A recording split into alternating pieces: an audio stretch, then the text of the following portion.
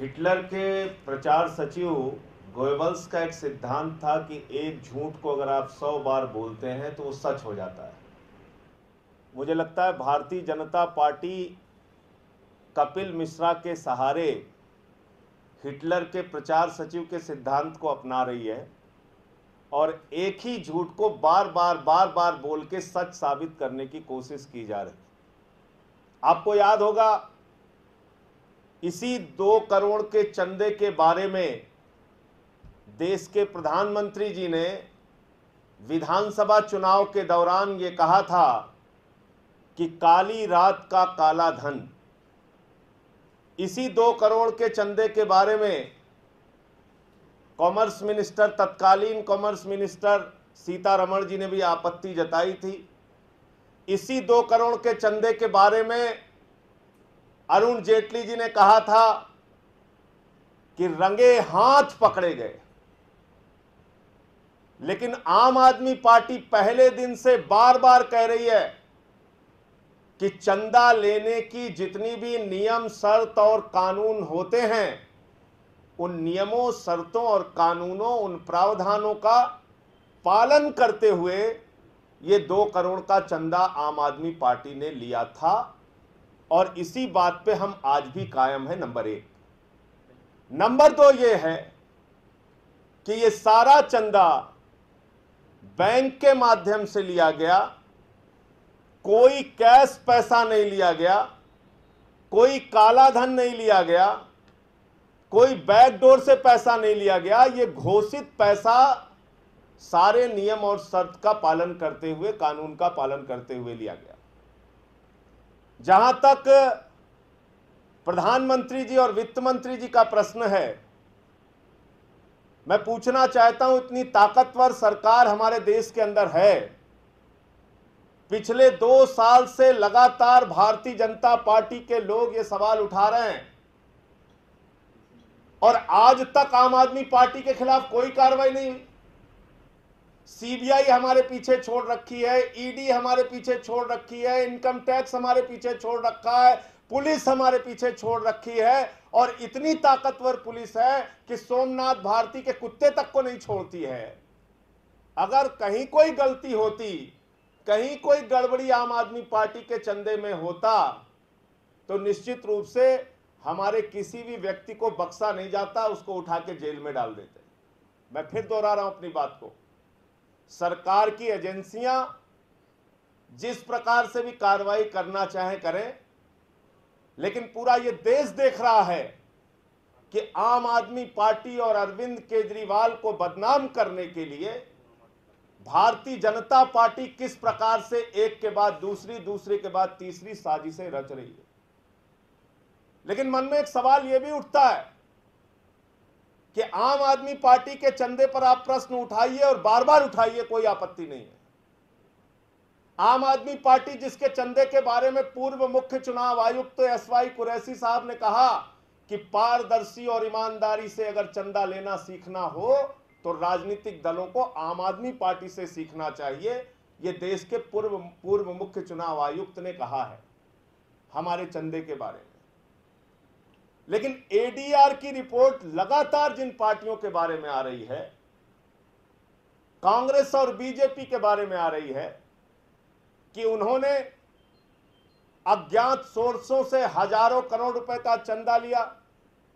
उनके अज्ञात स्रोत कौन से हैं, अज्ञात धन उनको कहां से मिला, उद्योगपतियों का है, काला धन रखने वालों का है, विदेशी कंपनियों का है, किसका पैसा है? आज तक कांग्रेस और बीजेपी की ओर से न कोई जवाब मिला और न उनके ऊपर कोई कार्रवाई हुई। इससे संबंधित कुछ प्रमाण भी सामने आए। आपको याद होगा, राधा टिम्बलू का नाम, जो इलीगल माइनिंग के मामले में गोवा के अंदर जिनके खिलाफ जांच चल रही थी, उस राधा टिम्बलू से 1 करोड़ से ज्यादा का चंदा बीजेपी ने भी लिया है और लगभग 1 करोड़ का चंदा कांग्रेस ने भी लिया है। आपको याद होगा वेदांता का नाम, जिसका नाम उड़ीसा के अंदर माइनिंग के, इलीगल माइनिंग के मामले में जिसका नाम सामने आया था। उस वेदांता से कांग्रेस ने भी चंदा लिया है, बीजेपी ने भी चंदा लिया है। और इन कंपनियों के बारे में कोर्ट ने निर्देश जारी किया है, कोर्ट ने कहा है स्पष्ट रूप से कि इन विदेशी कंपनियों ने यूनियन कार्बाइड जैसी कंपनी जो भोपाल गैस त्रासदी के लिए जिम्मेदार हैं, उस भोपाल गैस त्रासदी की जिम्मेदार कंपनी यूनियन कार्बाइड ने भारतीय जनता पार्टी को चंदा दिया, लेकिन आज तक ना इन कंपनियों के खिलाफ ना ही बीजेपी और कांग्रेस के खिलाफ कोई कार्रवाई नहीं की गई। हाई कोर्ट ने बाकायदा ऑर्डर देके कहा कि कांग्रेस और बीजेपी ने विदेशी चंदे के नियम और कानून को तोड़ा है, विदेशी कंपनियों से चंदा लिया है, एफसीआरए कानून का उल्लंघन किया है। होम मिनिस्ट्री और चुनाव आयोग कांग्रेस बीजेपी के खिलाफ कार्रवाई करे, लेकिन आज तक कांग्रेस और बीजेपी के खिलाफ कोर्ट के आदेश के बावजूद कार्रवाई करना तो दूर, दोनों पार्टियों ने मिलकर एक ऐसा कानून बना दिया जिसमें वेदांता को विदेशी कंपनी की माप से, विदेशी कंपनी के मानक से ही बाहर कर दिया। उस मानक में ही अब वेदांता नहीं आती। ऐसा रेट्रोस्पेक्टिव तरीके से पीछे से जो कानून प्रभावी हो, ऐसा कानून बनाकर उन्होंने अपनी पार्टियों को बचा लिया। मैं इसलिए कह रहा हूं कि एक तरफ भारतीय जनता पार्टी के कद्दावर नेता कीर्ति आजाद जी 400 करोड़ के भ्रष्टाचार का, डीडीसीए के भ्रष्टाचार का आरोप वित्त मंत्री अरुण जेटली पर लगाते हैं और उससे संबंधित तमाम साक्ष्य और प्रमाण मीडिया के सामने रखते हैं, सीबीआई में भी जाके तमाम साक्ष्य रखते हैं, लेकिन देश के वित्त मंत्री से ना कोई इस्तीफा मांगता है, ना उनके खिलाफ कोई कार्रवाई की जाती है। आम आदमी पार्टी के खिलाफ छोटे से छोटा मामला, बेबुनियाद मामला, तथ्यहीन मामला उठाकर आम आदमी पार्टी को बदनाम करने की एक के बाद दूसरी, दूसरे के बाद तीसरी, तीसरे के बाद चौथी कोशिश लगातार की जा रही है।